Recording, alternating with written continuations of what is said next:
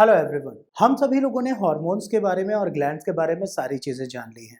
अब इससे संबंधित जो इंपॉर्टेंट क्वेश्चंस पूछे जाते हैं उन क्वेश्चंस को हम लोग आइए यहाँ पर समझते हैं, जो कि आपके एग्जाम के पॉइंट ऑफ व्यू से बहुत इंपॉर्टेंट है। अब यहाँ पर क्वेश्चन क्या कह रहा है कि which of the following is the largest gland of the human body, यानी कि मानव शरीर की जो सबसे बड़ी ग्रंथि है वो कौन सी होती है। तो अब यहाँ पर ऑप्शन दिया है इंटेस्टाइन, किडनी, लिवर और पैंक्रियाज। देखा जाए तो ये सभी हमारे क्या है, डाइजेस्टिव ऑर्गन्स हैं, यानी कि पाचन तंत्र में ये मदद करते हैं। लेकिन अब इनमें देखें कि ग्लैंड कौन सी है, तो बेटा इंटेस्टाइन तो ग्लैंड है नहीं, ठीक है। लेकिन यहां पर किडनीज की अगर बात करी जाए तो किडनीज भी हमारी ग्लैंड नहीं है, लेकिन किडनी के ऊपर एड्रिनल ग्लैंड पाई जाती है, यानी कि अधिवृक्क ग्रंथि। तो ये दोनों ही हमारे क्या है, ग्लैंड की कैटेगरी में नहीं आएंगे, ये ऑर्गन में आएंगे। और किडनी एक्सक्रीटरी सिस्टम में आती है, यानी कि हमारे जो बहिष्करण तंत्र है, यूरिन का फॉर्मेशन है, उसमें आती है, ठीक है। अब यहाँ पर लिवर और पैंक्रियाज ये दोनों ही ग्लैंड हैं। अब इनमें अगर देखिए बेटा कि मानव शरीर की सबसे बड़ी ग्रंथि की बात हो रही है, यानी कि लार्जेस्ट ग्लैंड, तो इसमें अगर देखा जाए बेटा तो राइट आंसर क्या हो जाएगा, आपका लिवर हो जाएगा। क्यों? क्योंकि लिवर का जो वेट होता है हमारी बॉडी में, दैट इज 1500 ग्राम्स, यानी कि 1500 ग्राम का हमारा क्या है, हमारा लिवर होता है, वेट होता है। And it is the largest gland of the body, यानी कि हमारे शरीर की सबसे बड़ी ग्रंथि है। अगर यही क्वेश्चन पूछा जाता है द सेकंड लार्जेस्ट ग्लैंड, यानी कि दूसरी सबसे बड़ी ग्रंथि कौन सी है, तब होता पैंक्रियाज, यानी कि अग्नाशय, ठीक है। तो लार्जेस्ट ग्लैंड में आपका आएगा क्या, लिवर, सेकंड लार्जेस्ट ग्लैंड में पैंक्रियाज आएगा। और यहीं पर अगर पूछ लिया जाता है, कुछ क्वेश्चंस ऐसे भी मॉडिफाई होते हैं ऑर्गन्स के बेसिस पर कि largest organ of the body, मानव शरीर का सबसे बड़ा अंग कौन सा है, तब आंसर होगा स्किन, यानी कि हमारी त्वचा, ठीक है, क्लियर। और यहीं पर पूछ ले अगर कि लार्जेस्ट एंडोक्राइन ग्लैंड, अगर पूछ ले कि लार्जेस्ट एंडोक्राइन ग्लैंड कौन सी होती है, तो एंडोक्राइन ग्लैंड में आएगी हमारी thyroid gland, largest endocrine gland, यानी कि सबसे बड़ी अंतःस्रावी ग्रंथि तो थायराइड ग्लैंड होगी, जो कि हमारे नेक में प्रेजेंट होती है, जिसको एडम्स एप्पल भी बोला जाता है, ठीक है बेटा, क्लियर। मूव करते हैं हम लोग, देखते हैं नेक्स्ट क्वेश्चन क्या कहता है। नेक्स्ट क्वेश्चन है which of the following is known as pace maker of endocrine gland. Most important question, कई सारे एग्जाम्स में रिपीट हुआ है और आप लोग कंफ्यूज हो जाते हो कैसे, क्योंकि यहां पर नाम यूज किया जा रहा है पेस मेकर का। और पेस मेकर के बारे में आप लोगों ने जो सुना है वो सिर्फ ये सुना है कि जब भी इरेगुलर हार्ट बीट होती है, यानी कि असामान्य हृदय की गति होती है, तो सर्जरी के थ्रू पेस मेकर लगा दिया जाता है हार्ट रेट को कंट्रोल करने के लिए। लेकिन यहां पर क्वेश्चन गौर से पढ़िएगा, pace maker of endocrine gland, यानी कि अंतःस्रावी ग्रंथियों का पेस मेकर किसको कह रहे हैं, वो क्वेश्चन है। तो एड्रेनालिन हार्मोन को कहा जाता है, इंसुलिन को कहा जाता है, या कैल्सिटोनिन या थायरोक्सिन। तो देखिए बेटा, जो हमारा रिफ्लेक्स एक्शन में पार्टिसिपेट करता है या फ्राइट फ्लाइट एंड फाइट, यानी कि डरो लड़ो उड़ो हार्मोन के नाम से जानते हैं, तो वो है हमारा एड्रेनालिन, जो कि एड्रिनल ग्लैंड से रिलीज होता है। लेकिन ये पेसमेकर का काम नहीं करेगा, ठीक है। इंसुलिन ब्लड शुगर लेवल को मेंटेन करता है, कैल्सिटोनिन जो है ये कैल्शियम लेवल को मेंटेन करता है। लेकिन जो थायरोक्सिन है, थायरोक्सिन हार्मोन, ये किससे रिलीज होता है, तो ये रिलीज होता है हमारे थायराइड ग्लैंड से, ठीक है। किससे होता है, तो थायराइड ग्लैंड से रिलीज होता है, जिसके बारे में अभी हम लोग बात कर रहे थे कि largest endocrine gland of the body है, एडम्स एप्पल जिसको कहते हैं। और यही थायराइड ग्लैंड थायरोक्सिन के थ्रू हमारे बॉडी के मेटाबॉलिज्म को गवर्न करती है, यानी कि उपापचयी क्रियाओं को। अगर थायरोक्सिन का प्रॉपर रिलीज नहीं होगा तो बच्चे का शारीरिक और मानसिक विकास कभी नहीं हो सकता। इसीलिए यहां पर क्या है बेटा, थायरोक्सिन को ही हम लोग as a pace maker of endocrine gland कहते हैं, ठीक है, क्लियर। दूसरे क्वेश्चन में देखते हैं कि अगले क्वेश्चन में क्या है, Which of the following is the most important gland of the human body? मानव शरीर के लिए सबसे महत्वपूर्ण ग्रंथि कौन सी है, ठीक है। लिवर है, पैंक्रियाज है, पिट्यूटरी है या थायराइड है। तो देखो, थायराइड मेटाबॉलिज्म को कवर कर रही है, पैंक्रियाज क्या करता है, ब्लड शुगर लेवल को मेंटेन करता है, लिवर क्या करता है बेटा, लिवर के 500 से ज्यादा फंक्शंस हैं। लेकिन जो पिट्यूटरी है, यानी कि पीयूष ग्रंथि है, पीयूष ग्रंथि को हम लोग और किस नाम से जानते हैं? तो पीयूष ग्रंथि को कहा जाता है बेटा, it is a master gland. ठीक है, क्या कहा जाता है? मास्टर ग्लैंड के नाम से इसको हम लोग जानते हैं। अब ये मास्टर ग्लैंड है तो इसका मतलब है कि ये बाकी सारी ग्लैंड्स को गवर्न करेगा। तो जो मोस्ट इंपॉर्टेंट ग्लैंड है हमारी बॉडी की, तो वो कौन सी हो जाएगी? पिट्यूटरी यहाँ पर राइट आंसर होगा, ना कि लिवर, पैंक्रियाज या थायराइड। ठीक है, क्योंकि पिट्यूटरी से ही बाकी सारी ग्लैंड्स गवर्न होती हैं, सबका हार्मोनल सिक्रेशन गवर्न होता है, जो भी चेंजेस आते हैं एक एज के बाद वो सब पिट्यूटरी के ही थ्रू होते हैं, यानी कि पीयूष ग्रंथि से। तो मोस्ट इंपॉर्टेंट ग्लैंड यानी कि सबसे महत्वपूर्ण ग्रंथि कौन सी है बेटा? तो हमारी पिट्यूटरी हो जाएगी, यानी कि पीयूष ग्रंथि हो जाएगी। ठीक है, endocrine gland are also known as, यानी कि अंतःस्रावी ग्रंथियों को और किस नाम से जाना जाता है? ठीक है भाई, एंडोक्राइन ग्लैंड ये कौन सी होती हैं? जो हमेशा अपने केमिकल्स यानी कि जो रसायनों को बनाएंगी उनको सीधे ब्लड में रिलीज करेंगी और ब्लड के थ्रू पूरी बॉडी में ये पहुंच जाते हैं। ठीक है, तो एंडोक्राइन ग्लैंड्स को और किस नाम से जाना जाता है? इनको एसिडिक ग्लैंड कहते हैं, डक्ट लेस ग्लैंड कहा जाता है, यानी कि नलिका विहीन ग्रंथियां, मैक्रो ग्लैंड यानी कि वृहद ग्रंथियां कहा जाता है, या माइक्रो ग्लैंड यानी कि सूक्ष्म ग्रंथियां कहा जाता है। ठीक है, तो यहां पर बेटा देखिए, एंडोक्राइन ग्लैंड कोई भी है, जैसे सपोज दैट हम मान लेते हैं कि यहां पर लार्जेस्ट एंडोक्राइन ग्लैंड हमारी कौन सी है? थायराइड। ठीक है, ये थायराइड ग्लैंड है जो कि कुछ कैपिटल एच के शेप में होती है। ठीक है, अब ये जो थायरॉक्सिन और थियोडोथ्रियोनिन को रिलीज करेगी, ये कैसे रिलीज करेगी?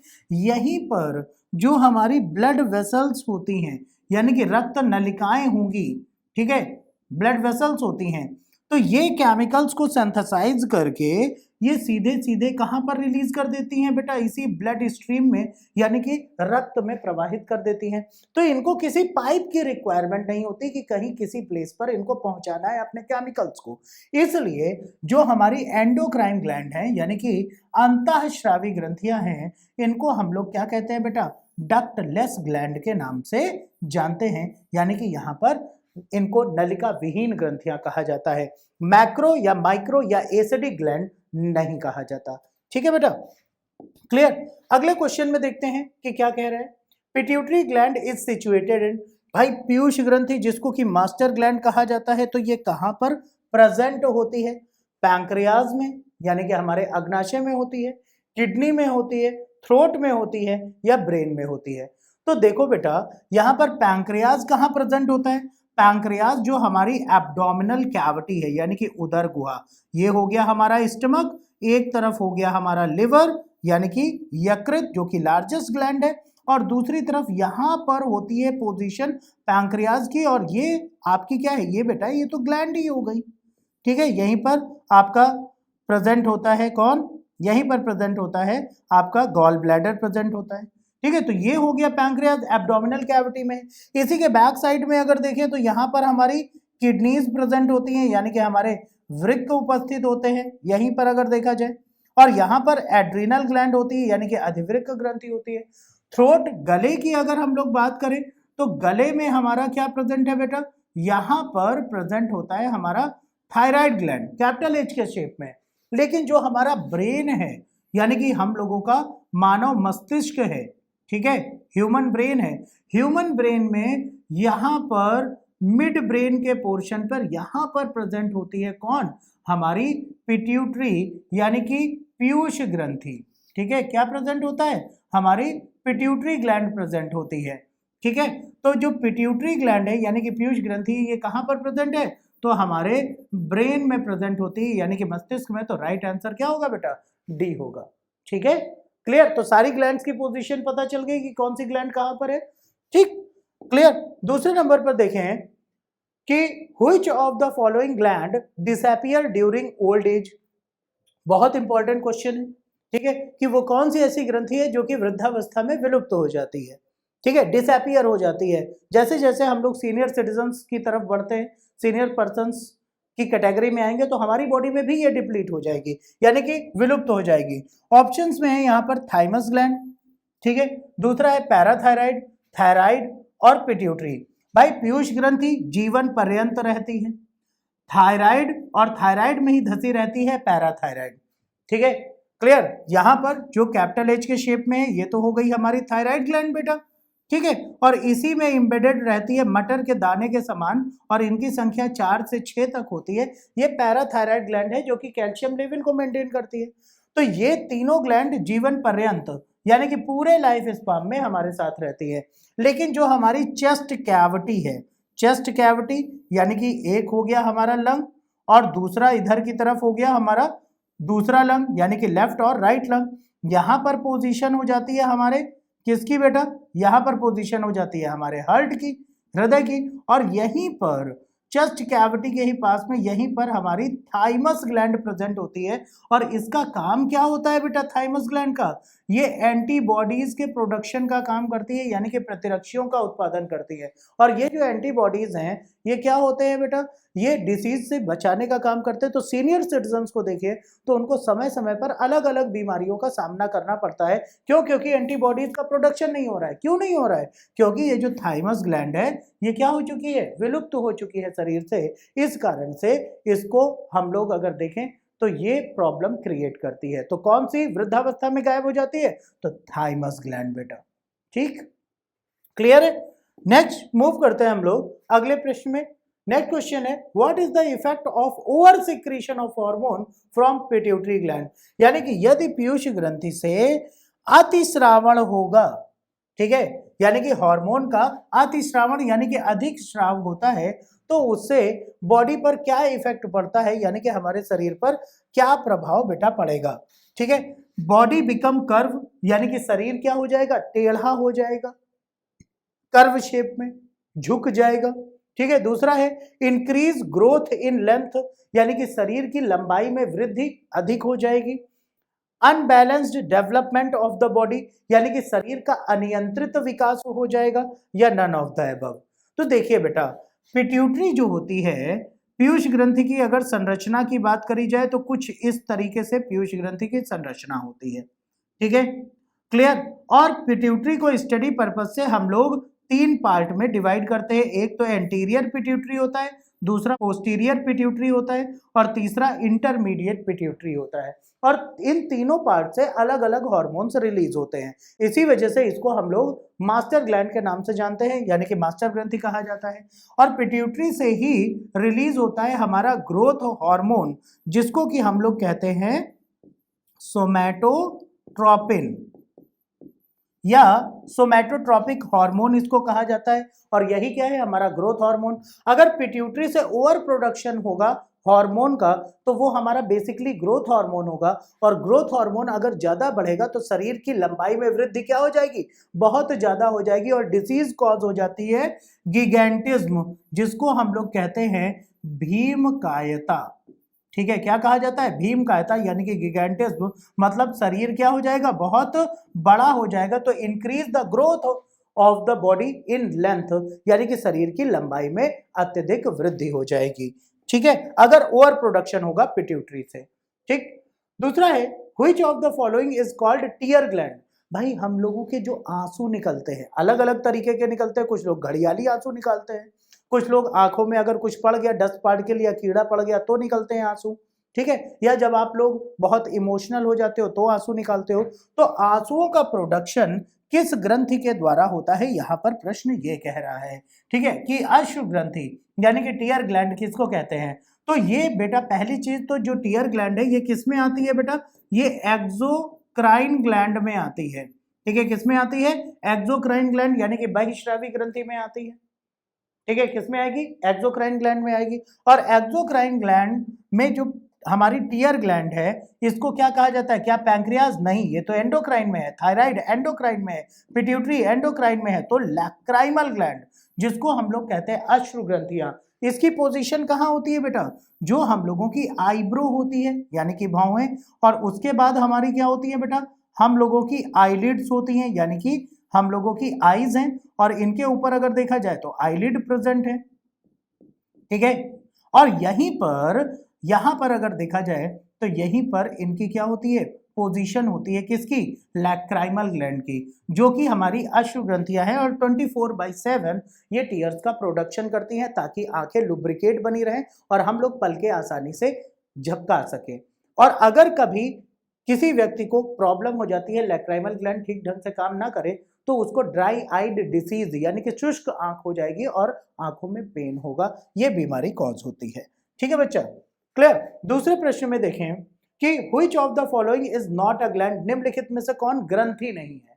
ठीक है, किसको ग्लैंड हम ग्लैंड के रूप में, ग्रंथ के रूप में कंसीडर नहीं करते। पैंक्रियाज ग्लैंड है, सेकेंड लार्जेस्ट ग्लैंड कहते हैं हम लोग, बिल्कुल है। लिवर लार्जेस्ट ग्लैंड है, थायराइड ग्लैंड है, लेकिन जो गैस्ट्रिन है, गैस्ट्रिन क्या होता है बेटा, गैस्ट्रिन इसको हम लोग गैस्ट्रिक जूस कहते हैं, यानी कि जठर रस, जिसको हम लोग जठराग्नि के नाम से जानते हैं, जो कि हमारे फूड को डाइजेस्ट करने में मदद करती है। और ये गैस्ट्रिन जो है ये हमारा क्या है बेटा, ये एक डाइजेस्टिव जूस है, यानी कि पाचक रस होता है, जो कहाँ रिलीज होता है, हमारे स्टमक में, यानी कि आमाशय में स्रावित होता है। तो यहाँ पर जो गैस्ट्रिन है ये आपका ग्लैंड की कैटेगरी में बिल्कुल नहीं आता, ये पाचक रस है यानी कि डाइजेस्टिव जूस है।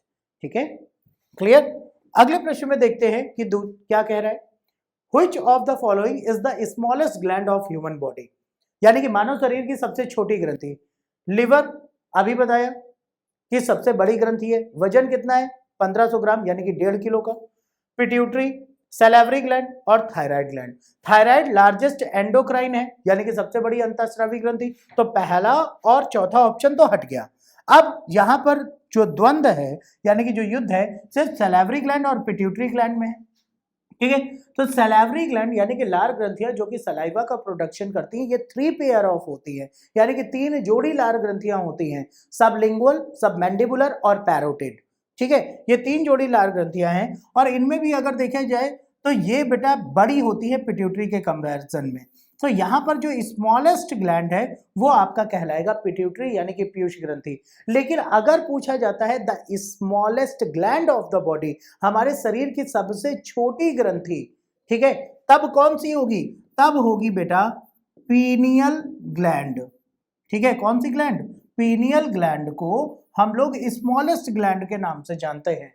ठीक है, लेकिन यहां पर पीनियल ऑप्शन में नहीं दिया हुआ है, तो इन सभी में जो सबसे छोटी है वो है पिट्यूटरी यानी कि पीयूष ग्रंथि। और पिट्यूटरी और पीनियल ये दोनों ही हमारे ब्रेन में ही प्रेजेंट होती हैं, यानी कि मस्तिष्क में ही उपस्थित होती हैं।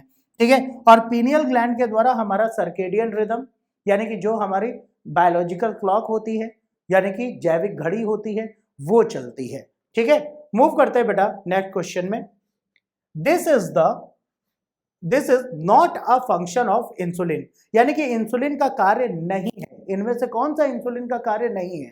ठीक है, डिक्रीजिंग ग्लाइकोजिनोलिसिस, यानी कि जो ग्लाइकोजिनोलिसिस है उसकी प्रक्रिया को घटाना।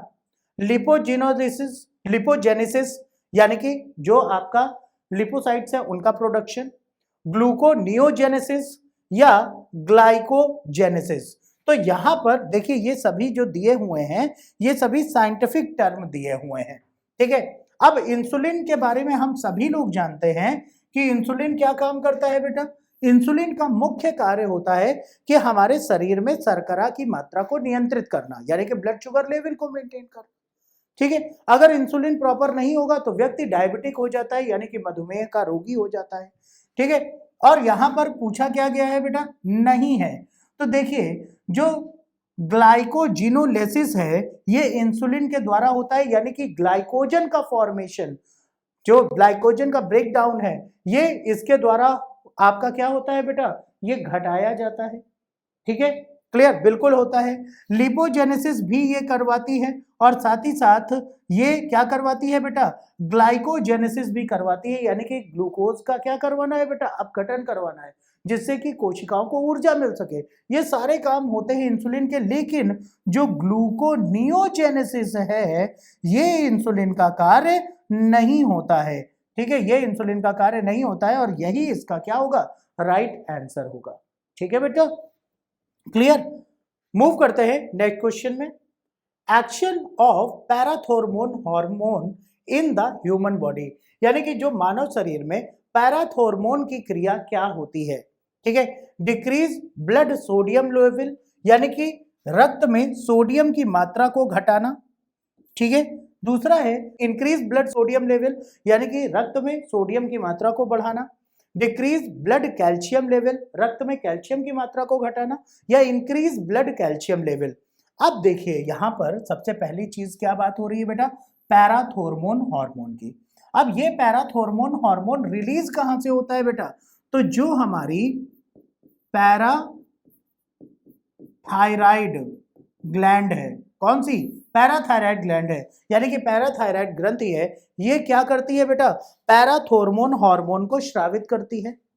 ठीक है, पैराथोर्मोन हार्मोन को स्रावित करती है, तो ये विटामिन डी के साथ मिलकर के क्या करता है बेटा, ये शरीर में कैल्शियम की मात्रा को नियंत्रित करता है। और खास तौर पर ये जो पैराथोर्मोन हार्मोन है, ये कैल्शियम की मात्रा को नियंत्रित कर रहा है, तो ये क्या करेगा बेटा, इंक्रीज ब्लड कैल्शियम लेवल, यानी कि रक्त में कैल्शियम की मात्रा को बढ़ाने का काम करता है, जिससे कि हमारी हड्डियां सुव्यवस्थित और सुडौल रह सके और हड्डियां मजबूत रह सके, दांत भी मजबूत रह सके। तो शरीर में कैल्शियम की मात्रा को नियंत्रित करने का काम किसका है, पैराथोर्मोन हार्मोन के साथ मिल करके, पैराथोर्मोन हार्मोन का, और ये किसके साथ मिलकर के काम करता है, तो ये बेटा विटामिन डी के साथ मिलकर के काम करता है।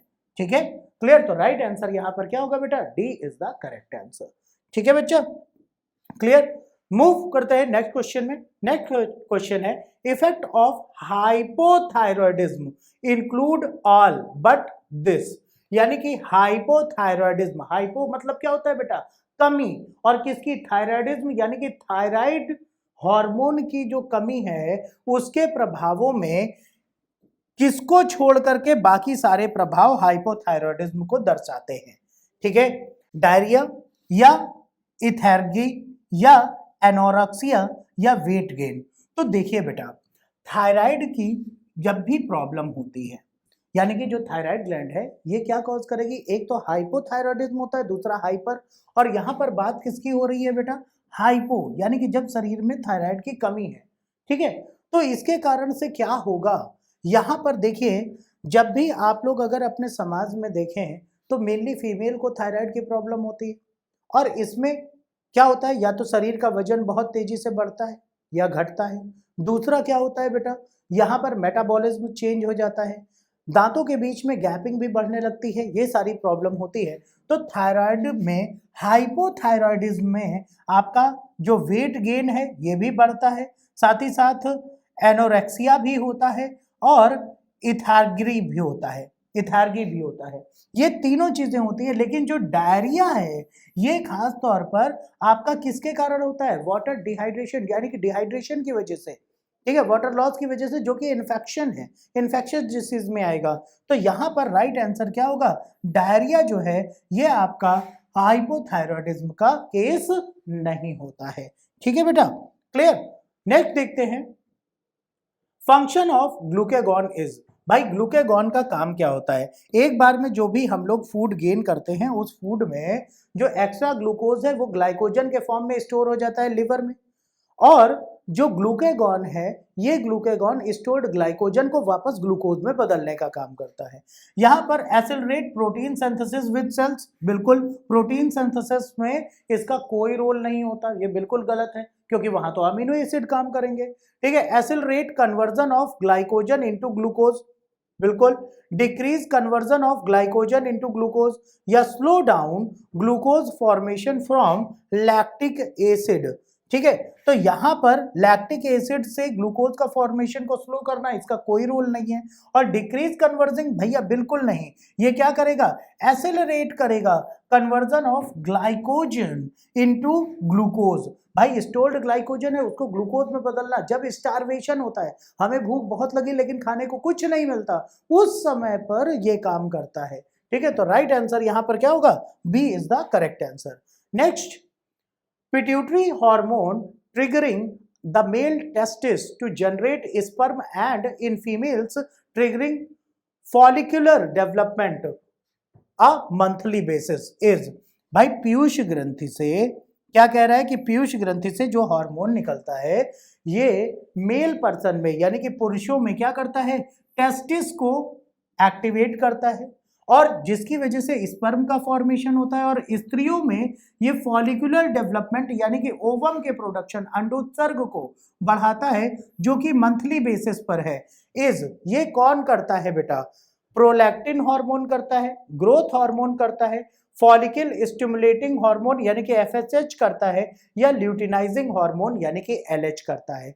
तो देखिए, पिट्यूटरी को हम सभी लोग जानते हैं कि इसको क्या कहा जाता है बेटा? इसको कहा जाता है मास्टर ग्लैंड, और ये सभी ग्रंथियों को नियंत्रित करती है। प्रोलैक्टिन हार्मोन तो लैक्टेशन के लिए रिस्पॉन्सिबल है, यानी कि मिल्क के प्रोडक्शन के लिए, जो कि प्रेगनेंसी के बाद होता है। ठीक है, तो ये इसका कोई नहीं रिलीज है। ग्रोथ हार्मोन जो है, इसका रिलेशन क्या है? शरीर के वृद्धि से है, और इसका टेस्टिस और ओव्यूलेशन यानी कि स्पर्म और ओवम के प्रोडक्शन से बिल्कुल रोल नहीं है। ल्यूटिनाइजिंग हार्मोन भी आपका यहाँ पर काम नहीं करता। ये आपका जो एफएसएच है यानी कि फॉलिकुलर स्टिमुलेटिंग हार्मोन, ये पिट्यूटरी से रिलीज होता है, और यही स्पर्म मेल में और स्त्रियों में, फीमेल्स में किसका प्रोडक्शन बेटा? ये ओवम के प्रोडक्शन, जो कि मंथली साइकिल करवाता है, उसके लिए रिस्पॉन्सिबल होता है, यानी कि एफएसएच। तो राइट आंसर यहां पर क्या होगा बेटा? C is the correct answer. Next question में क्या है? This hormone is responsible for fight और फ्लाइट, यानी कि डरने या भागने की प्रक्रिया के लिए जिम्मेदार हार्मोन कौन सा है? यहां पर ऑप्शंस में आपके दिए हुए हैं थायरॉक्सिन एंड मिलेटोनिन। भाई थायरॉक्सिन और मिलेटोनिन क्या है? ये बिल्कुल नहीं है। थायरॉक्सिन मेटाबॉलिज्म को गवर्न करता है, और मिलेटोनिन हार्मोन क्या करता है? हम लोगों का जो बायोलॉजिकल क्लॉक है, जैविक घड़ी है, उसको नियंत्रित करता है। जैविक घड़ी होती क्या है? बचपन से लेकर के अभी तक जिस समय पर आप जगते आए हो, उसके आसपास आपकी नींद अपने आप खुल जाएगी, जो कि मेलेटोनिन करवाता है। बिल्कुल सही बात है। ठीक है, तो ये आपका फ्राइट और फ्लाइट में तो कोई रिस्पॉन्सिबल नहीं है। इंसुलिन एंड ग्लूकेगॉन, भाई इंसुलिन हार्मोन है, ग्लूकेगॉन एंजाइम है, ये ब्लड शुगर लेवल को मेंटेन करता है, और ग्लूकेगॉन स्टोर्ड ग्लाइकोजन को वापस ग्लूकोज में बदलता है। अभी हम लोगों ने चर्चा की थी इसके बारे में। ठीक है, एस्ट्रोजन और प्रोजेस्ट्रॉन जो है, ये क्या होते हैं बेटा? एस्ट्रोजन और प्रोजेस्ट्रॉन की बात करी जाए तो यहाँ पर एस्ट्रोजन और प्रोजेस्ट्रॉन ये मेल और फीमेल दोनों में रिप्रोडक्टरी सेल्स यानी कि गोनैड्स को एक्टिवेट करते हैं। लेकिन यहाँ पर जो एपिनेफ्रिन और नॉन एपिनेफ्रिन है, ठीक है, जो कि आपका एड्रिनालिन हार्मोन से रिलेशन रखते हैं, और यही आपके क्या है बेटा? फ्लाइट और फाइट में मदद करते हैं, यानी कि कहीं विपरीत परिस्थिति में बचने के लिए। तो राइट आंसर यहां पर एपिनेफ्रिन और नॉर एपिनेफ्रिन होगा। ठीक है बेटा, क्लियर? तो यहां पर राइट आंसर आपका क्या होगा? सी होगा। ठीक है, मूव करते हैं नेक्स्ट क्वेश्चन में। Which hormone is not secreted by hypothalamus? भाई हाइपोथैलेमस को क्या कहते हैं? Master of the master gland कहा जाता है, यानी कि पिट्यूटरी का भी ये क्या है बेटा? मास्टर है, और master of the master gland इसको कहा जाता है हाइपोथैलेमस को। और हाइपोथैलेमस के द्वारा कौन सा स्रावित नहीं होता? पीआरएच स्रावित नहीं होता, एफएसएच नहीं होता, सीआरएच नहीं होता, या टीआरएच नहीं होता। तो यहां पर अगर हम लोग हाइपोथैलेमस की बात कर रहे हैं, इसी से मैसेज मिलेगा, तब पिट्यूटरी काम करेगी।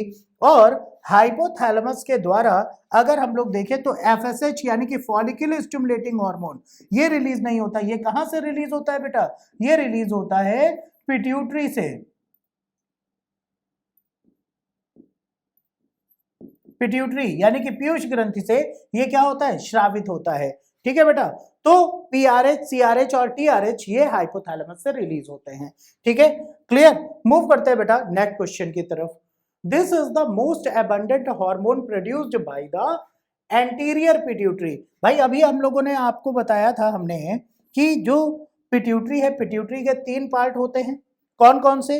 एक तो पार्ट होता है एंटीरियर, दूसरा होता है पोस्टीरियर, और तीसरा होता है इंटरमीडिएट। ठीक है, और यहां पर पूछ क्या रहा है बेटा?